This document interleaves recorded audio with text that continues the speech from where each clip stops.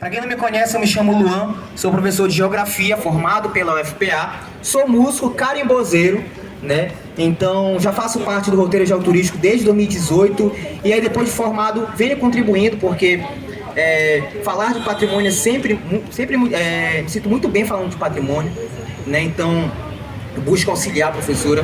E rapidamente, só para a gente finalizar, de fato, né? Vou falar sobre o Bar do Parque, tá bom? O Bar do Parque. Quem já foi no Bar do Parque? Isso é muito caro falar, consumir do Bar do Parque é muito caro, mas nem sempre foi assim, né? Nem sempre foi assim. O Bar do Parque é muito bem falado, tem música lá do Chico Sena, né? Flor do Grão-Pará, né? Eu não vou lembrar agora. Belém, Belém do Paranatinga, do Bar do Parque, do Bafafá. Ela a igreja falava, quer te encontrar numa noite. Então o Bar do Parque ele é muito conhecido como esse ponto, né?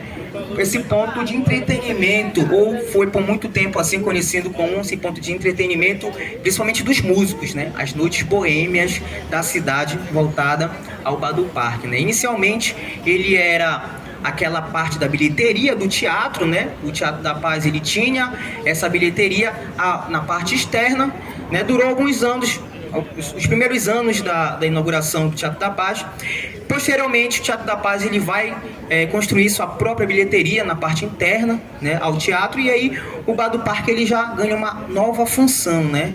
A forma dele permanece, mas ele ganha uma nova função, que é uma função de servir como um café, né, para restaurante, né? E ele ganha esse nome de Bar do Parque por estar localizado aqui, né, na Praça da República.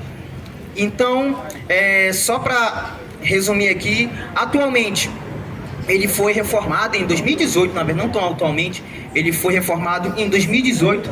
E aí em 2018 acontece, né, uma série de mudanças relacionadas a ele, mas na questão assim, por exemplo, do consumo, né?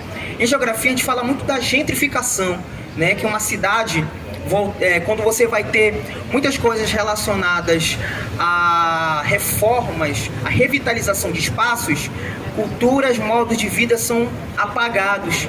Aqui na cidade nós vamos ter o exemplo, por exemplo, do bairro do Marizal, que era um bairro negro, agora um dos bairros mais elitizados da cidade. Em São Paulo, o bairro da Liberdade, que era um bairro negro também, agora é um bairro, né, da cultura japonesa. Então, esses são exemplos de gentrificação. E aqui na cidade eu posso também, aqui na Campina, tomar como exemplo o Bar do Parque. Antes, né, se tu for perguntar para os taxistas aí, eles vão te falar a mesma coisa. Olha, antigamente dava para tomar café, dava para comer, né, de tudo no Bar do Parque. Hoje em dia, para eu comprar uma água é 10 conto.